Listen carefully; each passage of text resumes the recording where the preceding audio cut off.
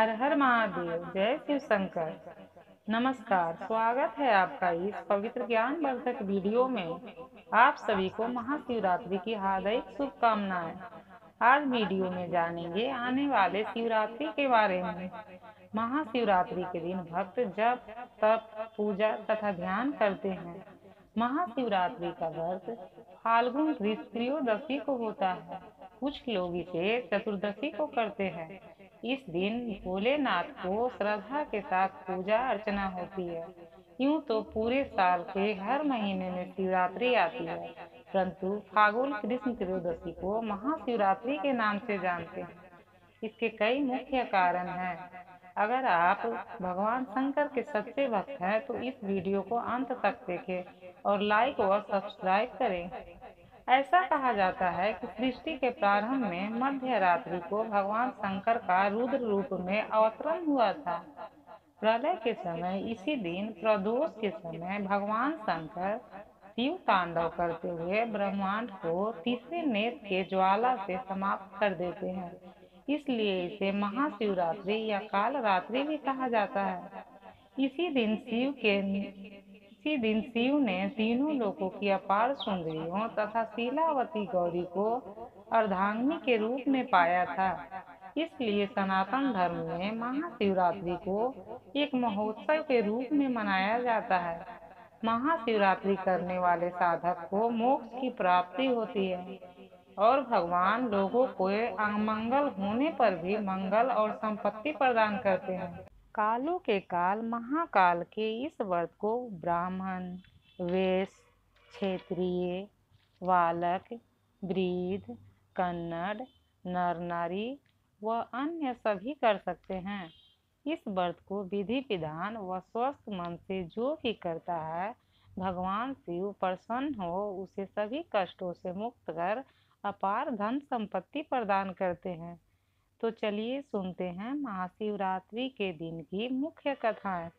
इससे पहले वीडियो को लाइक, शेयर और सब्सक्राइब कर दें। इस दिन शिव जी माँ पार्वती को महाशिवरात्रि के व्रत का विधान बताएं और व्रत की कथा सुनाई।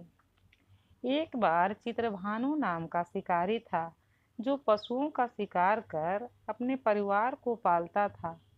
उस शिकारी ने एक साहूकार से ऋण लिया था, परंतु वह उसे चुका न सका, जिससे साहूकार ने क्रोधित होकर चित्रभानु को शिव मठ में बंदी बना लिया। उस दिन महाशिवरात्रि का दिन था और वहाँ कीर्तन और पूजन पाठ चल रहा था। शिकारी ध्यान मग्न होकर कीर्तन तथा शिव संबंधित धार्मिक बातें सुन रहा था। चतुर्थी को उसने महाशिवरात्रि व्रत कथा भी सुनी। शाम को साहूकार ने शिकारी से ऋण संबंधी बात की। तब शिकारी ने अगले दिन ऋण चुकाने का वचन दिया और बंधन मुक्त होकर वहां से चला गया। चित्रभानु वहां से सीधे जंगल में शिकार खोजने चला गया। भटकते भटकते रात हो गई, लेकिन शिकार नहीं मिला। जंगल में एक बेल का पेड़ था, जिनके नीचे शिवलिंग था। रात को शिकार के लिए वह उसी पेड़ पर चढ़ गया। वह इसलिए नहीं कि कहीं उसे नींद न आ जाए। वह बेल के पत्ते को तोड़ तोड़ कर गिराने लगा।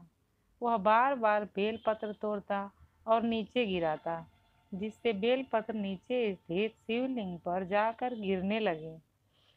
आप इस वीडियो में आगे बढ़ने से पहले सच्चे मन से हर हर महादेव लिखें और लाइक, शेयर और सब्सक्राइब कर दें। तो चलिए आगे कथा में चित्रभानु दिन भर भूखे प्यासे रह गया। इस तरह उसका व्रत भी पूर्ण हो गया और शिवलिंग पर बेलपत्र भी चढ़ गया। मध्य रात्रि का एक पहर बीत जाने के बाद एक गर्भनी हिरनी आई। उसका शिकार करने के लिए शिकारी ने जैसे ही अपने धनुष पर तीर चढ़ाई तो हिरनी बोली, मैं गर्भवती हूँ और शीघ्र ही मैं बच्चे को जन्म देने वाली हूँ। तुम एक साथ दो जीवों का हत्या करोगे तो तुम्हारे लिए अच्छा नहीं होगा। मैं अपने बच्चे को जन्म देकर शीघ्र ही तुम्हारे पास आऊंगी। हिरनी की बात सुनकर शिकारी के मन में दया आ गई और वह हिरनी को जाने दिया। कुछ देर बाद एक और हिरनी उधर से निकली, जिसे देखकर शिकारी प्रसन्न हो गया और अपने धनुष पर बाण चढ़ाया। उसे देखकर हिरनी ने विनम्रता पूर्वक निवेदन किए, मैं थोड़ी देर में पहले ऋतु से निर्मित हुई हूँ और कामातुर विरह से मैं अपने प्रिय की खोज में भटक रही हूँ। मैं अपने पति से मिलकर शीघ्र ही तुम्हारे पास लौट आऊंगी। उसकी बात सुनकर शिकारी ने उसे भी जाने दिया। रात्रि का अंतिम पहर बीत ही रहा था कि एक और हिरनी अपने बच्चों के साथ वहां से गुजरी, जिसे देख शिकारी अपने धनुष पर बाण चढ़ाने लगा। और वह बाण चलाने ही वाला था कि हिरनी बोली, यदि तुम मुझे मार दोगे तो ये बच्चे जंगल में भटक जाएंगे। मैं इन्हें इनके पिता के पास छोड़कर शीघ्र ही तुम्हारे पास आऊंगी। यह सुनकर शिकारी बोला, मैं 2 बार अपना शिकार खो चुका हूँ, मेरे बच्चे भूखे प्यासे तड़प रहे होंगे। हिरनी ने कहा, जैसे तुम्हें तुम्हारे बच्चे की ममता सता रही है, ठीक वैसे ही मुझे भी। मैं थोड़ी देर के लिए तुमसे जीवन दान मांग रही हूँ। मैं बच्चों को उनके पिता के पास छोड़कर शीघ्र आने की प्रतिज्ञा करती हूँ। यह सुनकर शिकारी को दया आ गई और वह भी उसे जाने दिया। शिकार के अभाव में बैठा शिकारी बेल के पेड़ से बेलपत्र तोड़कर गिराता जा रहा था।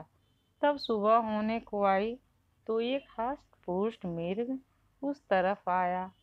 तब शिकारी ने सोचा, इसका मैं शिकार जरूर कर लूंगा। तब शिकारी ने धनुष पर बाण चढ़ाया तो वह मृग बोला, यदि पूर्व में आने वाले 3 मृग और उनके बच्चे को तुमने मार डाला है तो मुझे भी मार डालो, और यदि तुमने उन्हें छोड़ दिया है तो मुझे भी कुछ समय के लिए जीवन दान दे दो, जिससे मिलकर मैं शीघ्र ही तुम्हारे पास आऊंगा। मीर की बात सुनकर पूरी रात का ध्यान घटनाक्रम उसके आंखों के सामने घूम गया और उसने उस मीर को भी छोड़ दिया। उपवास, रात्रि जागरण और शिवलिंग पर बेलपत्र चढ़ने से शिकारी का हिंसक मन निर्मल हो गया और उससे भगवत शक्ति का वास हो गया। धनुष बाण हाथ से सोजा ही छूट गए। शिव कृपा से उसका हिंसक हृदय करुणामयी हो गया। वह अपने अतीत के कर्मों को याद कर पश्चाताप की आग में जल रहा था कि थोड़ी ही देर में वह मृग अपने सपरिवार के साथ उस शिकारी के समक्ष प्रस्तुत हो गया। किंतु जंगली जानवरों की सात्विकता और प्रेम भावना को देखकर शिकारी को बहुत ही शर्मिंदगी हुई। उसकी आंखों से झरझर कर आंसू बहने लगे। उस मृग परिवार को न मार शिकारी ने अपने हृदय को कोमल और दयालु बना डाला। देवलोक से समस्त देवी देवता भी इस घटनाक्रम को देख रहे थे।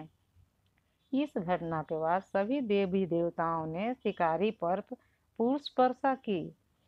शिव प्रकट रूप में आकर अपने दिव्य स्वरूप का दर्शन कराएं और सुख समृद्धि का वरदान देकर उसे गुरु नाम प्रदान किया। यही वह गुरु थे जिससे राम की मित्रता हुई थी। आप सभी को हमारी ज्ञानवर्धक वीडियो कैसी लगी? आप अपने कमेंट बॉक्स में सच्चे मन से ओम नमः शिवाय लिखकर लाइक, शेयर और सब्सक्राइब कर दें। जय शिव शंकर।